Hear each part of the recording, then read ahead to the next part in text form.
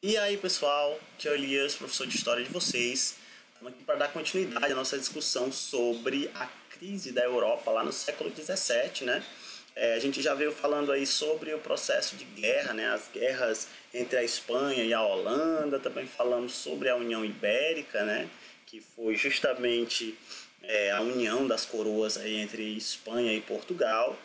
E as consequências que surgem, né, desses processos. Então hoje a gente vai dar continuidade a essa discussão, né, pensando um pouco sobre qual é a reação que a Holanda, né, no caso, uma das principais interessadas, né, na disputa pelos comércios coloniais lá no século XVII, se sentia, né, prejudicada pelos desfechos, né, da União Ibérica e ao mesmo tempo, né, da sua guerra com a Espanha. Então, quer dizer, hoje a gente vai falar um pouco sobre a política espanhola aí do século XVII, desculpa, a política holandesa do século XVII, que vai levar, né, claro, à invasão, né, à busca de domínio holandês das possessões luso-espanhola, né, no caso aqui, porque a gente está falando do período da União Ibérica.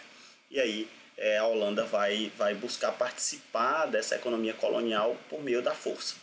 Né? Então é muito importante fazer a leitura do livro, do capítulo todo, tá? Faça as anotações, da aula também, tem coisa na aula que não está lá no livro de vocês e ajuda bastante na hora de resolver os TDs. As dúvidas que surgirem, manda lá no Google Class que eu vou responder assim que possível e a gente vai discutir. Bom, vamos lá para a gente poder seguir. Então olha só, gente, a Holanda, né, como reação direta, né, a toda a política ali, todo o contexto político do século XVI e do XVII, a Holanda vai reagir a esse processo, né, buscando se inserir, né, por meio da força dentro dessa disputa colonial. E aqui é muito importante destacar o seguinte: a Holanda, né, foi uma aliada portuguesa no século XVI na empreitada de desenvolvimento da produção do açúcar no Nordeste. Com a União Ibérica, né, primeiro com a guerra contra a Espanha, né, já atingia drasticamente a economia holandesa, que vai se recuperar muito bem ao longo do século XVII, mas que sentiu, né, o peso da guerra. E ao mesmo tempo, a União Ibérica fizeram com que Portugal rompesse seus laços com a Holanda. Então, a Holanda, que tinha sido uma grande aliada de Portugal no processo de produção do açúcar, né, financiou, né, os engenhos e tudo mais, se sentiu altamente prejudicada, né, a partir do momento em que a coroa espanhola corta essas relações e a Holanda fica de fora do lucrativo comércio de açúcar. E naquele momento o açúcar era realmente um comércio bastante lucrativo. Então a Holanda, a resposta a essa política, a Holanda vai passar a invadir, né, a tentar estabelecer o seu domínio nas regiões de maior interesse, né, de maior, vamos dizer assim, lucratividade econômica.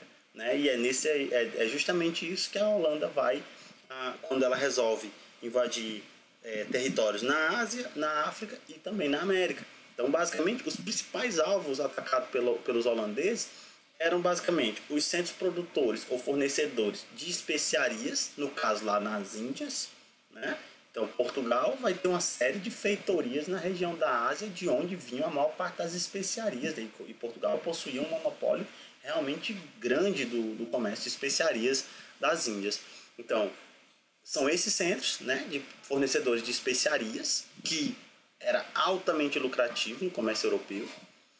Os pontos de comércio de escravizados, né, a África, né, como centro aí, e os portugueses vão fundar várias feitorias na costa atlântica da África, né, justamente de onde vieram a maior parte dos escravizados que foram espalhados pela colônia portuguesa, como também na América como um todo. As regiões de extração de metais preciosos, né, principalmente na região da América Espanhola, tá?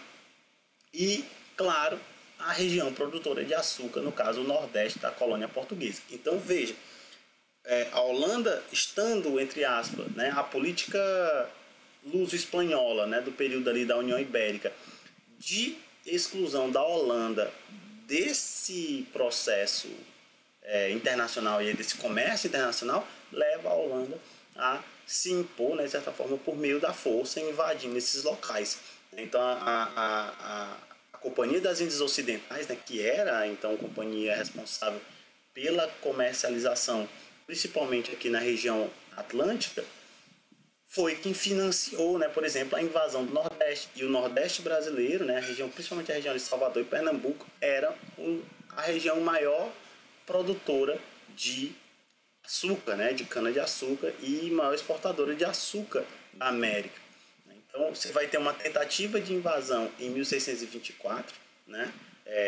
Então, eles tentam tomar a cidade de Salvador, eles até chegam, né, a conquistar uma boa parte da cidade, mas em 1625 eles são expulsos, né, novamente, e aí a empreitada é fracassada, mas aí em 1630 eles desembarcam novamente no litoral de Pernambuco e em 1635 tomam, né, a capitania de Pernambuco, tomam Recife, Olinda e as principais cidades, estabelecendo uma colonização que duraria até meados do século XVII. Então, quer dizer, a invasão de Pernambuco ela não foi algo aleatório, não foi ao acaso. Ela tinha um objetivo muito claro, o domínio da região produtora de açúcar, tá? No caso, a maior região produtora de açúcar.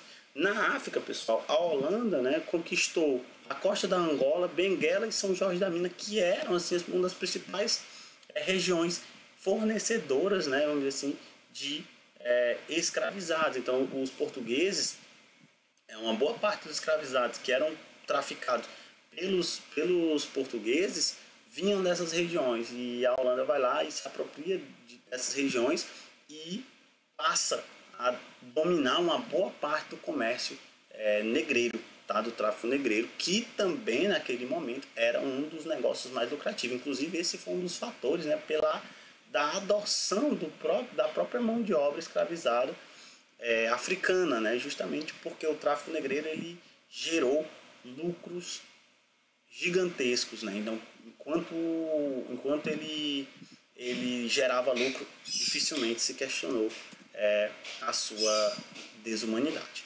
Tá? Então, olha só, em 1663, Portugal também perdeu uma boa parte das suas possessões lá na Ásia, né? Os postos de comércio de especiarias. E isso vai ter uma consequência realmente drástica para a economia portuguesa lá no final do 17 para o 18. Né? Então, Portugal, na junção ali da União Ibérica, Portugal e Espanha, quem mais vai sentir, né, as consequências dessa união vai ser Portugal, porque vai perder boa parte das suas possessões e também grandes aliados financeiros. Tá? Então, aqui uma imagem, né, que demonstra justamente a chegada dos holandeses à Baía de Todos os Santos, a tentativa de chegar a Salvador. Né? Então, aqui uma ilustração do período, né, demonstrando aqui a disputa, a guerra contra os invasores. E aqui é importante destacar, pessoal, que essa palavra invasor, né, está justamente atrelada a uma visão portuguesa, né, também, claro, né, portuguesa, em relação a esses territórios. Né? Então, os portugueses viam esse território como pertencentes. Né? Os portugueses não se viam como invasores também, tá? Porque se a gente pensar na ótica do indígena, né, o português ele é um invasor, ele vem, invade as terras que antes pertenciam a esses indígenas, impõe a eles uma cultura e tudo mais e se estabelece. Mas na ótica do português, eles não se consideravam invasores. Então, invasores aqui nesse caso seriam os holandeses, né? Os franceses também, que vão tentar invadir, vão chegar e vão tentar formar colônia aqui na América Portuguesa também no século XVII. Né? Então, aqui uma ilustração que demonstra a chegada. Então, aqui, ó, Baía de Todos os Santos, né? Que é justamente na região da Baía de Salvador. Aqui também mais uma imagem que refere justamente à chegada dos holandeses ao Recife, né, a região de Pernambuco, consequentemente a conquista da região. E aí, pessoal, é daí que surge o chamado Brasil holandês. Né? Então, a partir de 1630, os holandeses eles desembarcam no litoral pernambucano. A guerra de conquista dura 5 anos, tá? E aí você vai ter as forças portuguesas tentando impedir a chegada, né, a vitória holandesa, mas entre os colonos, né, os colonos eles vão se dividir bastante em relação a que lado apoiar. Muitos dos colonos na região de Pernambuco eram descontentes com a administração portuguesa, com os tributos, né, e também com todas as dificuldades que a coroa luso-espanhola, né, portuguesa e espanhola, impunha na produção do açúcar, né, os altos tributos e tudo mais, que geravam um descontentamento bastante grande entre esses colonos. Então, muitos colonos acabaram se voltando contra os portugueses e auxiliando os holandeses, né, na luta. E isso foi um fator fundamental na vitória holandesa, né? Os holandeses vencem em 1635 e estabelecem a sua colonização lá em Pernambuco, a partir de Pernambuco. Essa colonização ela vai se expandir para outras regiões, né? Mas a partir de 1635 eles conseguem dominar, eles tomam Recife, Olinda, né? E estabelecem, né, essas cidades como a sede do governo português, a sede do governo holandês no Brasil, tá?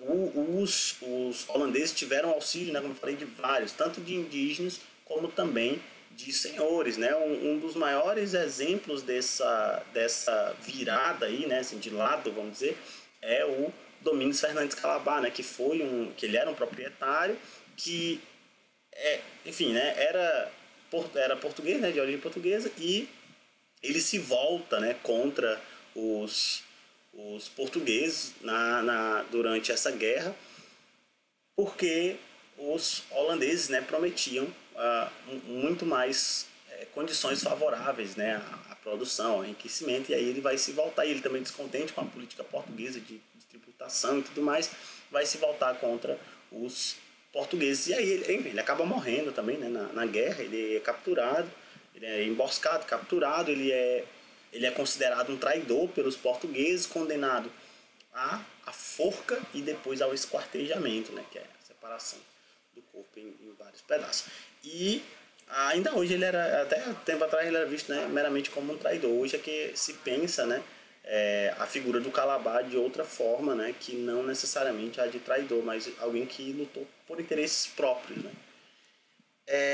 Então, olha só, inicialmente a sede do governo ela é colocada em Olinda, mas rapidamente ela foi transferida para Recife. Então, Recife se torna a sede, né, o centro da colônia holandesa no Nordeste, né. Então, basicamente, o chamado Brasil holandês. Olha só, a cidade de Recife, sede administrativa, né, holandesa, ganhou calçados, praças, pontes, edifícios, comitiva de intelectuais, cientistas, artistas foram trazidos para catalogar, estudar e pintar a natureza e os grupos humanos do Brasil e torná-los conhecidos na Europa. Os holandeses, né, na verdade, iniciaram um modelo de colonização bem diferenciado em relação àquele que existia, né, realizado pelos portugueses. Os holandeses vão investir num processo de urbanização das cidades, tanto o Recife, Olinda também acaba que sofrendo algumas dessas transformações também. Há um interesse, né, em registrar, em entender e também de divulgar, né, a realidade brasileira. E aí, para isso, esses holandeses vão contratar artistas, né?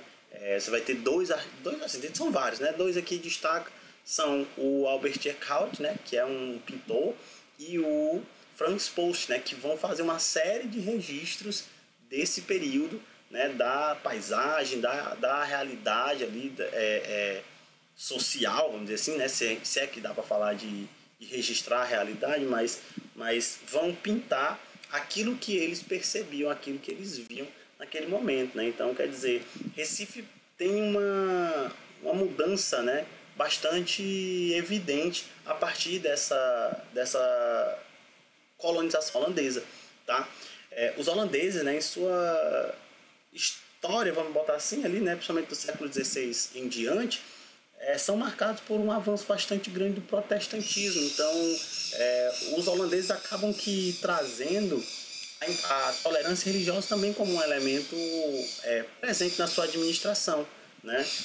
Enquanto que a administração portuguesa, né, impunha a religião católica, né, de maneira geral, os holandeses trazem a ideia de tolerância religiosa, justamente, principalmente por terem, né, uma população bastante mista, religiosamente falando, já que você vai ter calvinistas, né, luteranos, lá na região da Holanda e tal. E esse também foi um dos fatores que levou à cisão com a Espanha. Lembra lá, né? A Espanha queria impor o catolicismo e os holandeses, em sua grande maioria, eram calvinistas e tal. E isso vai levar a essa cisão. Então, aqui na colônia holandesa no Brasil, também se estabelece a tolerância religiosa, a liberdade religiosa, né? O principal nome, né, da administração holandesa durante o período em que esteve no Brasil é o Maurício de Nassau. O Maurício de Nassau foi o responsável, escolhido pela Companhia das Índias Ocidentais para administrar a colônia holandesa e restabelecer a estrutura econômica que havia sido destruída pela guerra, né? A guerra de 5 anos acabou que, quando a guerra termina, uma série de engenhos haviam sido completamente destruídos, plantações, né? Enfim, extensões e extensões de plantação de açúcar, de cana, haviam sido queimados. Então há uma perda econômica muito grande durante a guerra de resistência aí, né? E o Maurício Nassau ele fica então encarregado em restabelecer a economia açucareira no Nordeste. É dentro desse processo que o Maurício Nassau ele ganha, na verdade, uma certa notoriedade, né?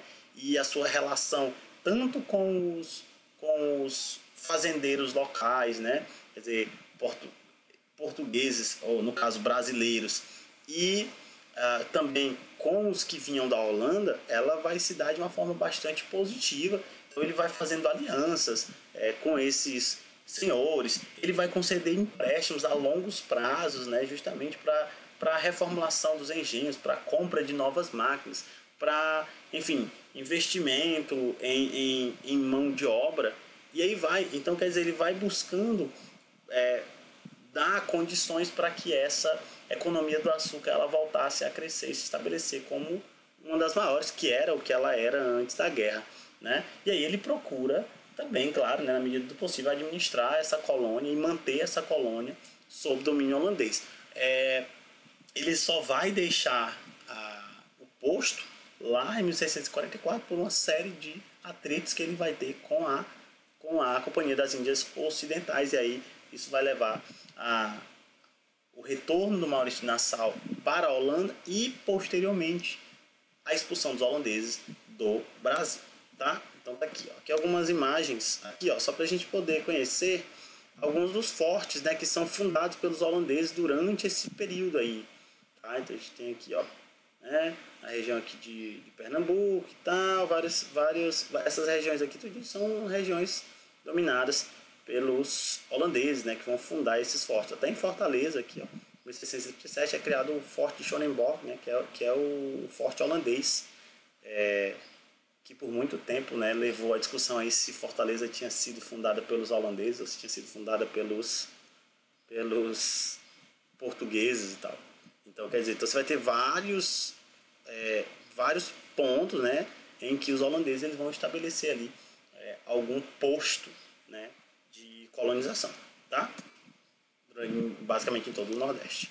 Aqui algumas imagens produzidas no período, mais ou menos no período ali, né, pelos artistas que foram trazidos, né, nas missões artístico-científicas realizadas pela Holanda, né, na região do Nordeste. Então aqui a gente tem um engenho de açúcar pintado aqui uma paisagem, né, pelo Frans Post, ó, de 1660. Então mais ou menos como é que se parecia, né, naquele momento no engenho de açúcar, né? É possível ver aqui, ó, alguns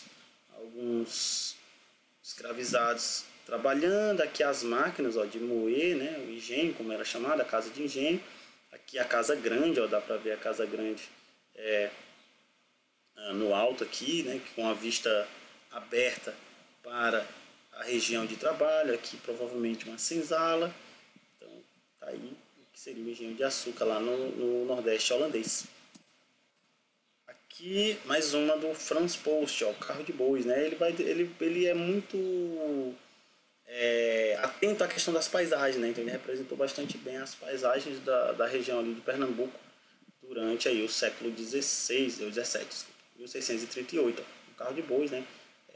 Os escravizados puxando esses esses carros de boi, né? E aí é isso. Então, pessoal, eu espero ter sido claro. Qualquer dúvida que tenha surgido, mandem para mim lá no Google Class. Eu vou responder assim que possível. A gente vai dialogando, tá bom? Então, muito obrigado e até a próxima.